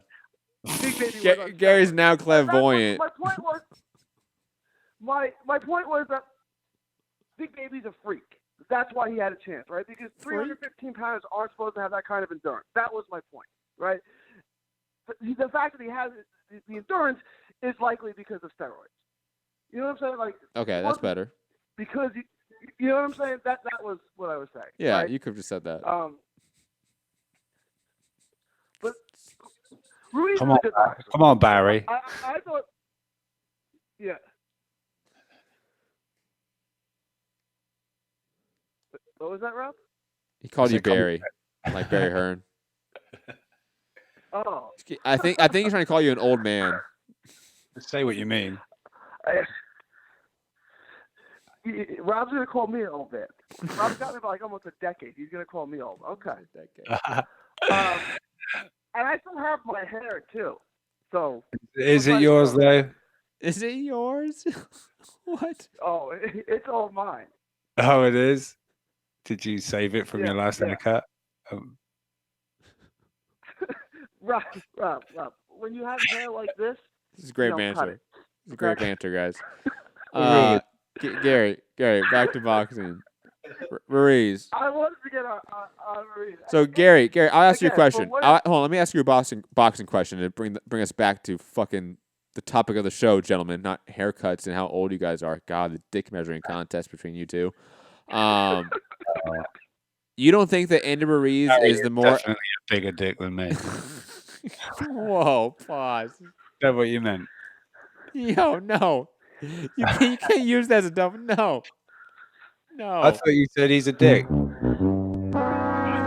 Anyways, Gary, you don't think Andy is a tougher opponent, a more battle-tested opponent than Big Baby Miller? Like, tougher? Do I think he puts up a tougher fight? No. Is he probably more deserving? Yeah, he's probably more deserving. He has a better resume, probably, although his resume is not great either. But he's got a better resume than Miller, so he deserves the fight more than Miller. It's just, no, I don't think in the ring it's a better fight. Okay. Anything else, Gary? Anything? No, I think that's it. That's all I got. That was the shortest Gary call in existence. Thank you, Gary. I think I threw him off his tracks. You threw everyone off their tracks. We're gonna have a talk after. Why? Anyways, banter. Let's go out to Zulu on the Skype machine. Salute, MCR. How y'all doing today? Good. How are you? All right. Good show so far. Everything's going well. Hey, fight of the weekend. Prograis Relikh. Let's talk about it for a minute. Is Regis Prograis, like I believe, that next guy? I mean, I really do believe he's that next. Well, I mean, by next guy, that next superstar, big superstar. And it's not. Oh, he's not over flashy. He's consistent and he's effective though. Because let me tell you something. In that fight, if you go back and look at the Relikh fight, the first round is what took the fight out of Relikh. That liver shot, he never really recovered from that. His right elbow was glued to his side, so it kind of threw him off of kind of how he really wanted to fight. And Relikh's a pretty good fighter. I didn't expect him to win, but I didn't expect him to just get pummeled. In other words, it wasn't a knockout, but it was a beating. And that's why the corner stopped it. The corner, before he went out the last round, was like, hey, man, I care for you too much to let you take this kind of beating. And what Prograis did when he that liver shot, that first shot in the first round, Relikh was never the same from that. I mean, that kind of determined the pace of the fight. That's what I mean by being the next great thing. His hand, you can see some flaws there, but he kind of fight with his hands down a little too much for me. But he has great head movement. He's kind of a reflex fighter with that. But as far as going ahead, man, I don't see anybody at 140 dealing with him. I know you guys are going to throw some names out there, but whoever's at 140, I don't think they have a chance of beating him. What do you guys think about that? I mean, as far as him being that next big name. Well, quick question back to you, and then I'll go more about it. Yes or no, Zulu? Do you think Prograis has the potential to beat Earl Spence and Terrence Crawford at 147? Maybe not Earl, but I think him and Terrence would be a more compatible fight. I do. The answer needs to be yes, and emphatically yes for that to even be a possibility to him to be the next one. And even then, Prograis already is starting sort of behind the curve. And Zulu, quickly, can you if there's either radio in the background or TV in the background, can you turn that down? Okay, yeah. By chance, thank you. I think Prograis is a guy that at now, how many fights does he have, Rob? Like 20 something? Prograis. Yeah. 24. 24 fights. Think of how low his brand is, how low the awareness is of this guy. He even has a big time Hollywood director and actor behind him all the time. And he still doesn't have really that big of a base. He doesn't sell well in terms of tickets. He doesn't draw well in terms of TV. So he's starting behind the curve already. So he has to beat everyone in fantastic fashion. Like we've said, he needs, which he's been doing. He's been doing that. He does. But the problem is right now in DAZN, no one's watching. That's just a fact. So 147 is really going to be the thing that answers that question, whether that's even a possibility. He has to go beat Terrence Crawford and Earl Spence and do it in impressive fashion. And even then, that's a maybe that he becomes a superstar after that.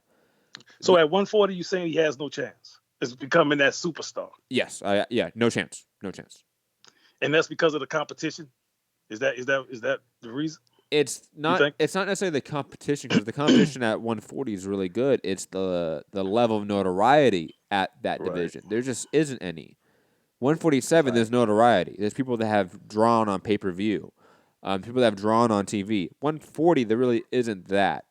And plus, his run at 140 is largely going to be seen on an app that's only watched by hardcore boxing fans. Even the Hooker fight post the tournament, if he fights Maurice Hooker, that's on DAZN. Jose Ramirez is the only big fight in theory for him at 140. And even then, I'm using the term big fight loosely. Like, that might draw well on TV. That might do $1 million on ESPN. If they put in Fresno, obviously it sells well, but the total gate revenue is going to be low, but it's going to sell well. But if you built that fight off of Prograis, it doesn't sell well. He is not a seller yet. He has not proven that yet. So I think he has a huge uphill battle to become a superstar. And not only with wins and competition, it's doing that and being seen and being pushed. You need the market, you need the industry to push the buttons for you to be a star. And right now, that's not happening. Right. Now, let me ask you this question then, concerning Prograis. If he goes to 147, what would you think would be the best fight for him to come out the come out party at 147 that would probably put him on that track. Because, it's different. It's a difference. Just like when Terrence Crawford came up to 147, he went and fought Jeff Horn, who had a good fight, who had just beat Pacquiao. And that was a good fight for him to make his debut at 147. So what would be the fight for Prograis Regis? It's not only competition, but it's also like what medium it is. I remember the example you brought up, Crawford Horn. Remember that's ESPN Plus. So that I think that innately hurt Crawford. Barring all those type of yes. interferences. So look, if I think if I am in Prograis' camp, I'm telling him after 140, you take Terrence Crawford on big ESPN. Don't push for pay-per-view. You're gonna make 7 figures. Don't push for a lot. All you're trying to do is beat him on ESPN and get the ESPN rep. And then be a free agent still. Don't sign the top rank. Make sure you have no options on that deal. Maybe a rematch clause, but no like top rank options on you. And then you jettison over to Fox. And you start taking off all those names. You're saying his first fight at 47 should be Crawford? Yes. If he runs through 140, if he runs grow through that beard back. If he runs through 140 with ease, yeah, it has to be. It has to be. It has to be like Loma going after Linares. But you got to give him something. You got to give him a little, okay. No. An opponent, you don't think at 147 to say, okay, he's a decent opponent. It's a test of water for him. He is who we think he is.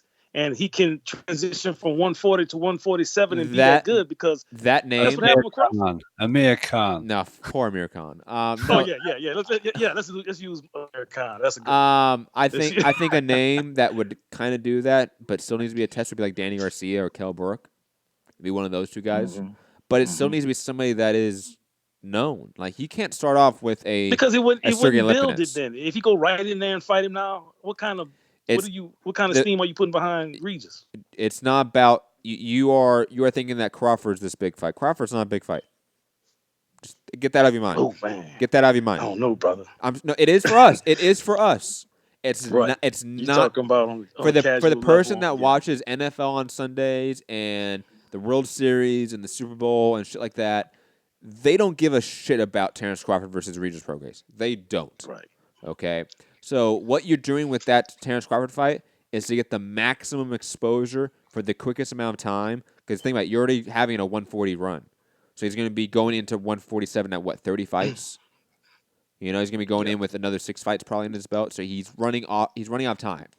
He needs to expedite this. Crawford, take that scalp, take that belt to get that ESPN exposure, go on First Take, go on that media circuit, and then go to Fox, go to PBC. And then you can take the Dannies. You can take the slower build towards Earl Spence. Because Earl Spence is the big fight at 147. It's not Terrence Crawford. Right. Well, I just disagree with you, brother, with that one. We're going right to Terrence. I know what you're saying. It makes all the sense of the world as far as the eyes that'll be put on the fight and the notoriety about the fight. But it's just putting Regis to me, and as much as I like him, Terrence Crawford is one of my pound for pound best up there. To tell the truth about it, I think Regis Prograis is on the track to becoming that. Will it take another 6 fights or something? Maybe, but what you said makes the most sense in the world. He has to go to 147 if he cleans this division out, which it looks like he will. Nothing's guaranteed until it happens. But if he does clear this division out and goes to 147, man, Matt throwing him right in there with Crawford. And I know it's not, like you said, it doesn't make sense to the average person. They don't know the names. Mm-hmm. But I mean, man, career ending, it could be a career defining fight for him in that if he loses that. Then let's say he takes that fight and loses, where does he go? Because he can have remember now, Lomachenko is one of my he's one of my top pound for pound fighters, and he has a loss. So we know that with a great talent, a loss still don't make him unmarketable. Yeah, of course. Right? Where would he go? Let's say hypothetically. Let me take the red pill. Let's go down the wormhole here. Okay. What happens if he wins? If he loses, takes the fight at 147, loses to Terrence Crawford, where does he go? Still being the top talent that he is, still accomplishing everything that he would have had to accomplish to get to that point, and he loses, let's say, a split decision. Where does he go? Amir Khan. The punching bag. You said it back to the punching bag? Yep. And it's still a name, so somebody that we know, somebody of that level. You can arguably still throw him in there with Kell Brook even after that. At that stage, think about it. We're going to be a few years down the line now. Imagine Kell Brook 3 years from now. He'll be a lot easier to sort of beat up on. Maybe if he's around. Yeah, if he's around. Yeah. Maybe you go like the PBC route and get the slow build back towards that because they will always value guys like Regis Prograis. They will. Top Rank doesn't have a deep enough stable to like bounce back with those names, so you would need to bounce around for a bit. If he loses to Crawford, hey, you have to start over a little bit. It happens. It happened with Loma. It's happening with Mikey right now. Shit happens. You lose a fight, you rebound. I think if Regis loses to Crawford, there's plenty of names he can still beat at 147. He can go back down to 140 if he wants. He can go fight Adrian Broner and beat his ass. There's a lot of things Prograis can still do. Right, he can still be a viable name. That's what I'm saying. Because I think he's a true talent. I think he just needs a little sharpening, personally, but really a great talent, man. But on to the next one. My next one I had was Estrada and Rungvisai, man. Estrada, hey man, put on a clinic if you ask me. Rungvisai, I don't know why he came out fighting orthodox. I don't know why he did that, and I know you guys talked about it a little bit probably, but I was very disappointed in Rungvisai changing the plan on that deal. Absolutely. And Robert Easter, well, just what I expected. I think he's garbage. I mean, I never did like him. I never did like. Tell me. I know, Matt, that was your guy right there, man. But what made you like Robert? I think he's big for the weight, and he fights small. He doesn't really have power. He just does a lot of things, and Barthelemy. It was a kind of fight. Yes, it was a draw fight. I have no problem with the draw. Easter definitely didn't win that fight. So I mean, with that being a draw, I kind of expected it, man. But Robert Easter has always disappointed me, man. What was it that you liked about him? Either Matt, Rob. Rob, did you like him or what? No, I'm with you all the way, Zulu. I don't know what. I think Matt had some kind of bad week, whatever. But look. Here's the thing. Here's the thing. Okay, you're telling me, and remember, you have to transport yourself. We don't have this information about what Robert Easter truly is at this point. Transport yourself to the night of the Richard Comey fight. He had went into the fight with knockout after knockout after knockout win. Looked fantastic. He's a 6 foot fucking lightweight.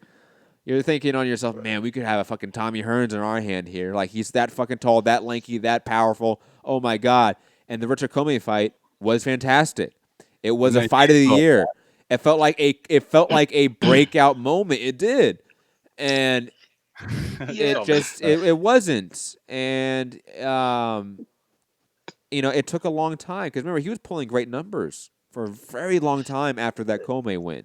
He had a lot of hype behind him. He did. He absolutely did. But he built that hype off of flashy KOs for like the first 15, 20 fights. And then he fought Comey.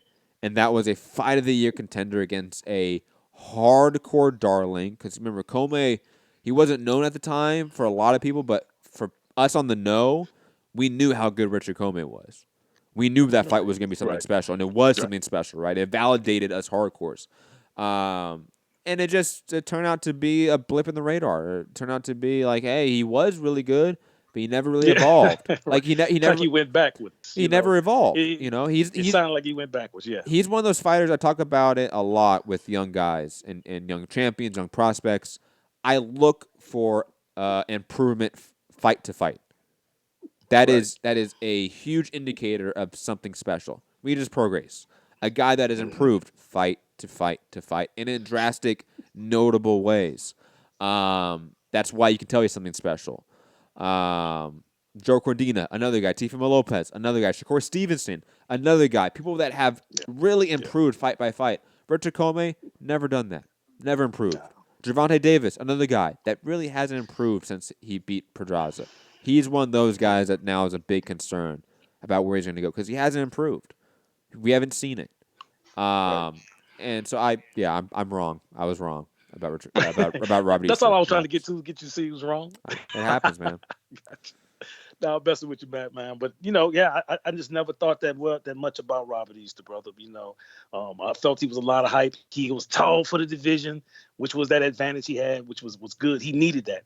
If he was a normal size for the division, he wouldn't have gotten the buzz he did get, which I think was a little premature because Mikey Garcia just exposed him in every way. Every way, he just exposed him. And I knew he was kind of what I call kind of a weak-hearted fighter. He's just scared to go in there and commit.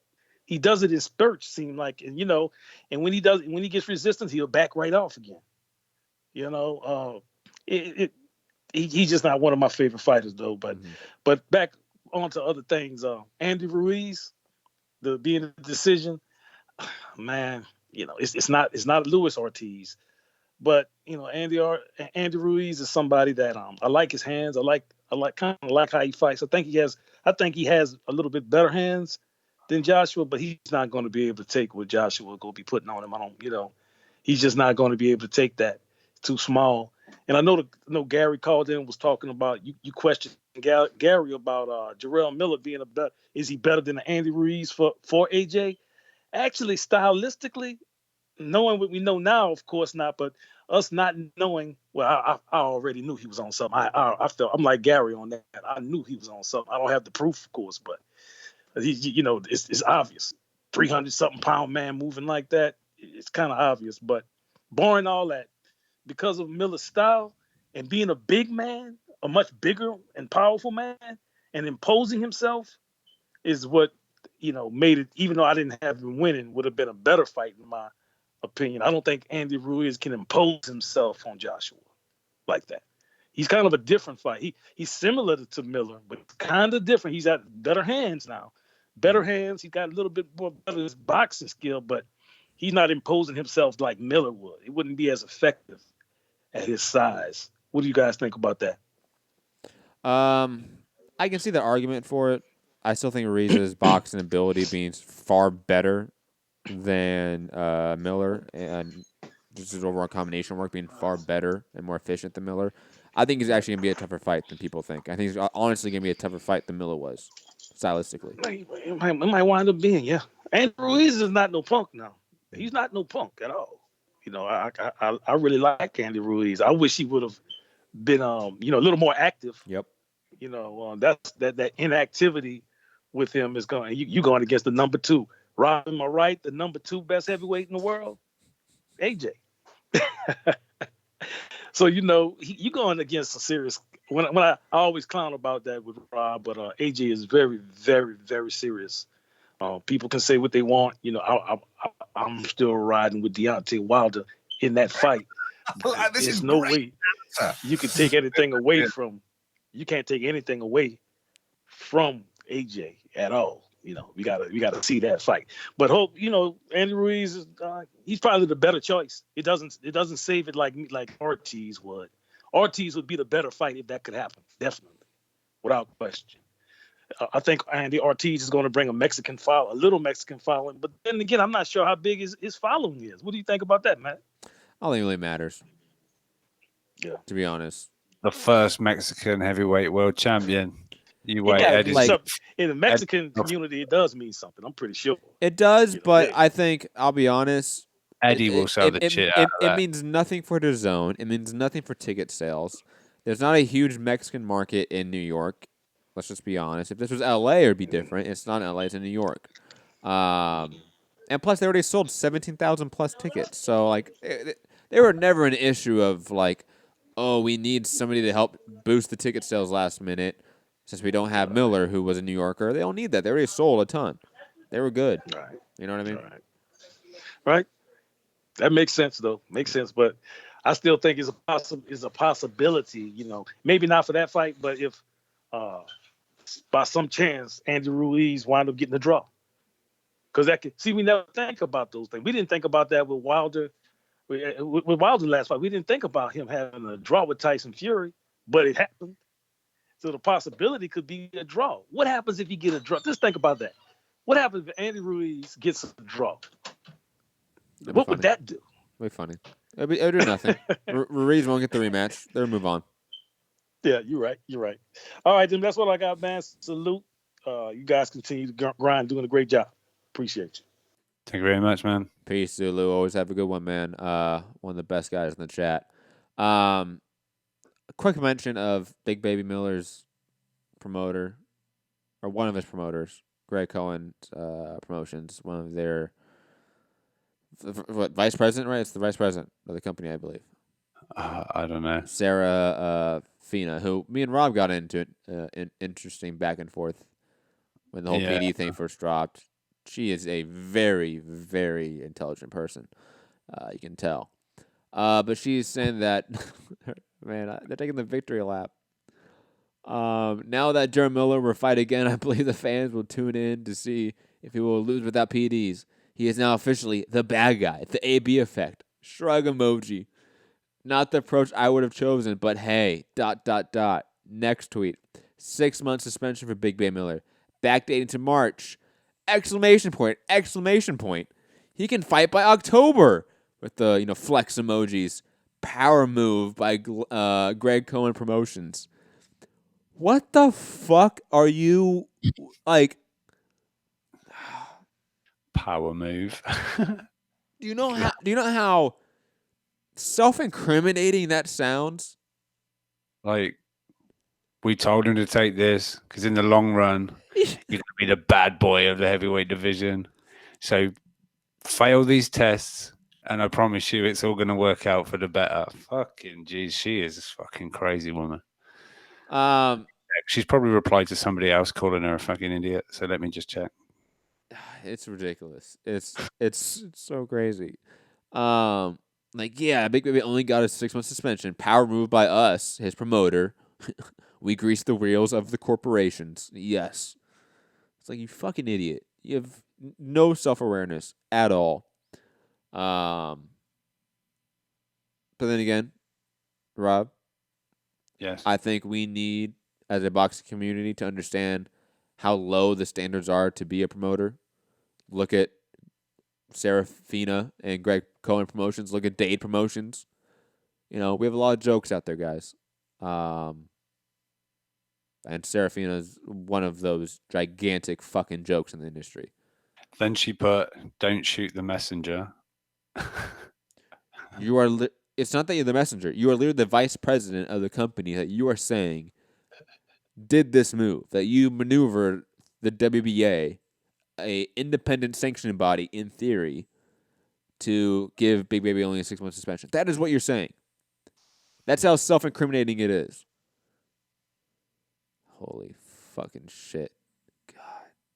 Play the Charles Martin soundbite, please. Please. I need Charles Martin to add clarity to the sport here. Sir Charles, I know you walk this earth like a god, but if you could just spare 1 minute for us. Fuck that shit. Fuck boxing. Fuck boxing. The wise words of Sir Charles Martin, the prophet. You're telling me, man. We are like Abraham, Moses, Jesus, Muhammad, Charles Martin. What a cunt. I was waiting for the bolt of lightning to fucking strike me, man. But anyways, that's it for today, guys. Find me at Matt Hunter MCR, all platforms. AJ Ruiz, it's official, guys. It's happening. Everyone's spilling the beans right now. Oh, you say that, but Klitschko put a little tweet out today. Well, we forgot to talk about Klitschko. Yeah, Klitschko desperately wants that AJ money, right? That's what it is. He wants to eat. He's like, that $20 million was fucking amazing. Let me get that again. Let me get it. Do you want me to get it? Yeah, get it. Well, this is off the back of Sky and DAZN and everybody tweeting on this day, 2 years ago, whatever. Yeah. Joshua fought Klitschko. It was the great fight, this, that, and the other, and all the promo. And Klitschko, although I didn't win the titles on April the 29th, 2017, for me, it was one of my best days in my long boxing career, brackets, so far. Thanks at Anthony Joshua for being the perfect opponent and part of my obsession to become a champion again. #obsessed. I told you, man, when he was at the airport, I don't care. Way to his own powers. I don't care. I don't care about Klitschko anymore. Go away. Please go away. But yes, tons of boxing news. You know our opinions about it. You've heard it for 2 hours now. Have a great day, great morning, great night, wherever you are. Hit the like button, share the show, subscribe. Patreon.com/Mixed Combat Radio. $1 a month. It's all you need to give for tons of hours of exclusive content. That link is below in the description. Rob? Yeah, sources may be wrong. Maybe Klitschko's been in camp June 1st. Joshua Klitschko 2. So bad. No, yeah, follow me, UK Rob, MCR, Instagram and Twitter. RIP the net. Arise, Mixed Combat 90 Radio. seconds.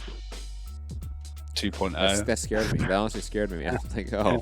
Mid-air horn. 90 seconds. Maybe we stop the air horn. Like, what's happening? But yeah, thanks everybody in the chat as always. Gary, thank you for always keeping me on my old toes.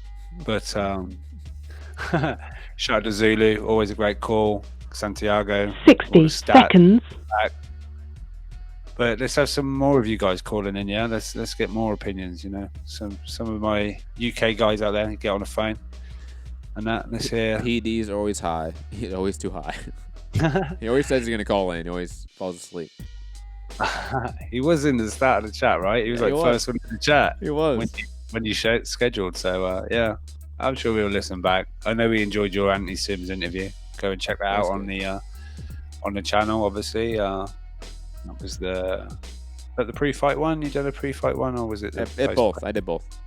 Pre-fight and post-fight. Oh yeah, because he talked about like the difference between the UK fans and the US fans or something. Yeah, UK fans are really taken to Anthony Sims. So yeah, but yeah, go check it out. 10 seconds. 10 seconds, quick. Yeah. Make sure you catch the show next time it's on Patreon. All kinds of stuff. Peace.